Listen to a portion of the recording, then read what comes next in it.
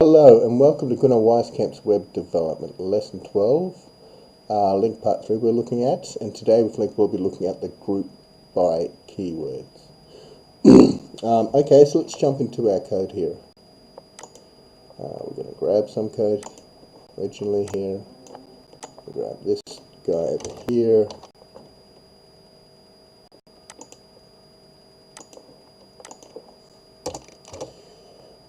Okay, let's grab some more code.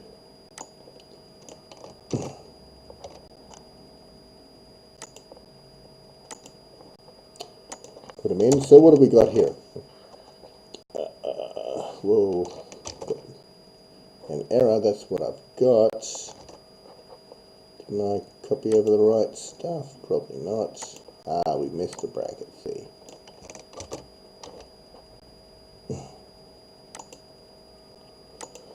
We missed a curly brace. Okay, so what have we got here?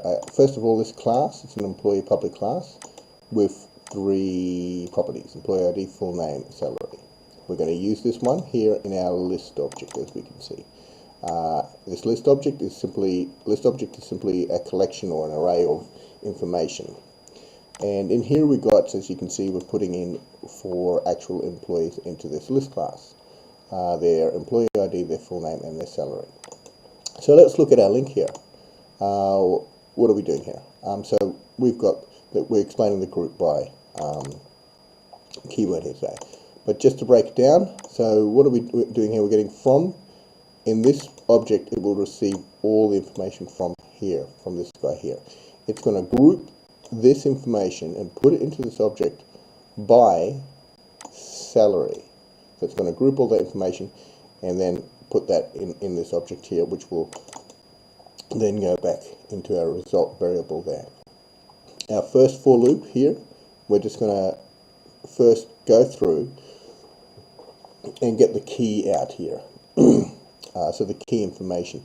And the key information here in this object here is the salary, because we're grouping it by salary. So that's going to be put here on the screen, the salary group of the key. So in other words, we want to group each employee that has 22,000, which is Fred and Ian. We want to group each employee that has 23,000, which is Tom and Harsh, and the 14,000, which is Adam and Jason. We'll see that on the screen. In our second little loop, we're going to pump out each employee that is in that salary group here. We're going to put their name to the screen now. But let's put that, let's show it, because it's easy to explain once we can see something.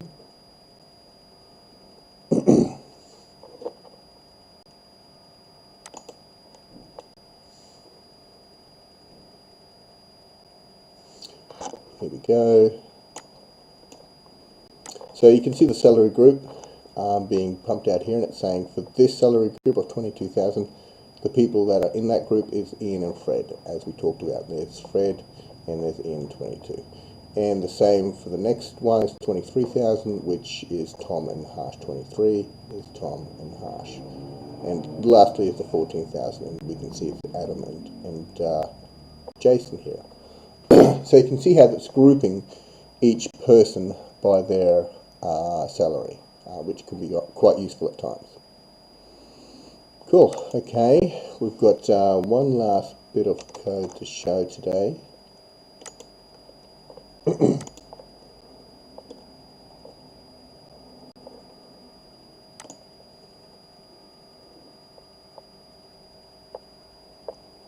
Oh, actually, another bit of code to show today. Oops, a daisy.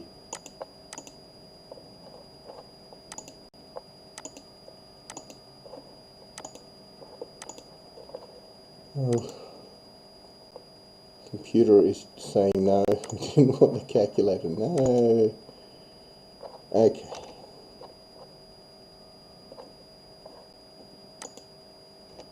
Come on, computer.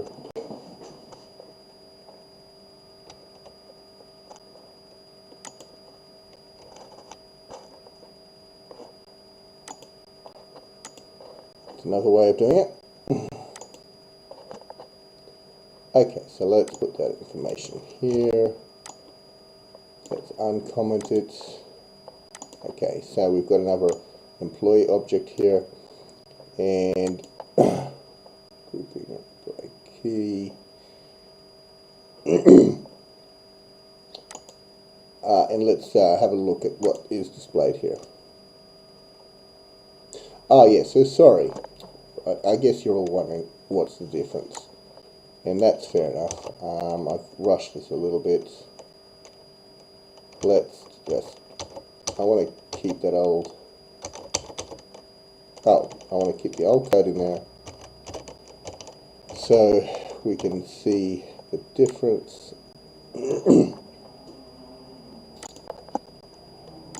Which might explain what we're looking at here in our second example. And all I'm doing is demonstrating this group by can be done using this Lambda expression. So here the group by is done with the from process in LINQ, and here the group by is done in using the Lambda expression, which this is here a Lambda expression. And these attributes lie within the list object. So there's a whole bunch in here, as you can see. And by the list object, I mean this guy here.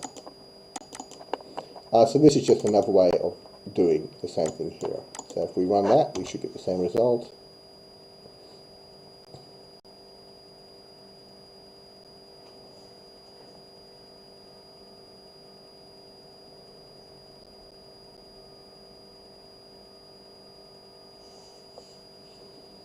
There you go, but this time we're also pumping out the name and the actual employee salary. That was the only difference between the last one and this one. So yeah, pretty simple stuff. I have got in this tutorial one other little snippet, which actually I didn't realise, but hey, we've got a little bit of time. Is this guy. Let's see what this magic does. Let's comment that out. Oops. That guy out. Let's put the code here. Let's uncomment this. Okay, so we've again got our list object here, and we're using the to lookup here, and we're basing this on the salary. And again, we're just going to go in 2 for each loops here. The key gate is going to be the salary, and then we're just going to print out the full name and the salary in this inner loop. So let's see what we've got here this time.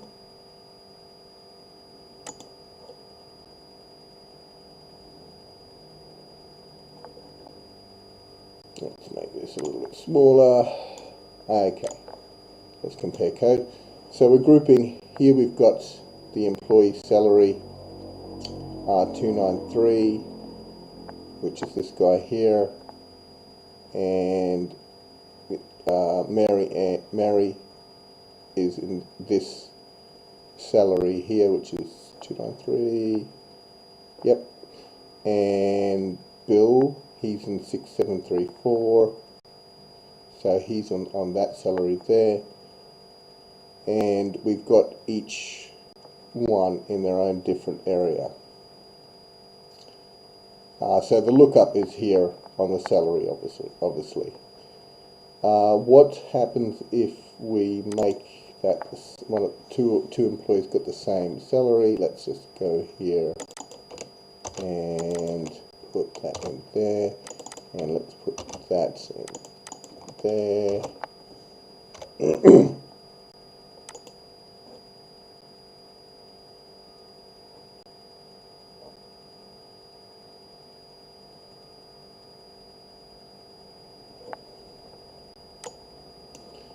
Where we have a difference. So obviously now we've got, it's grouping these individuals together, it's printing them out at the same time.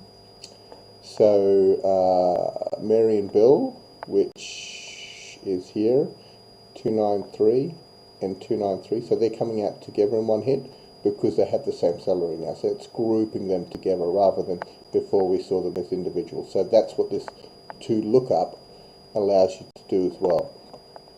Tom, he's an individual, so he's on the 12 grand salary, which is here.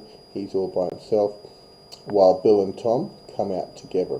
Just to maybe, I could have maybe done this a little bit better, and because that's already in a order like that, just to see that it's working.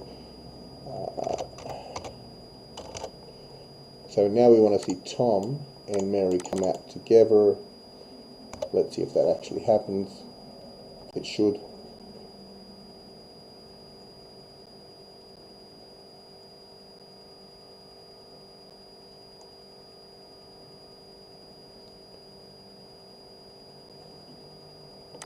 There we go, and that did happen. So let's just shrink it.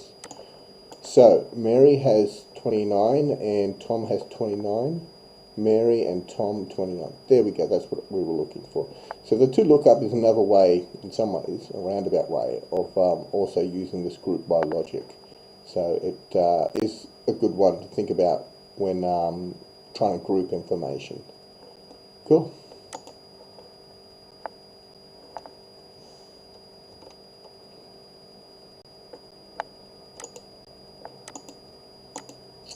Yeah, so I hope this tutorial today was of some use to you.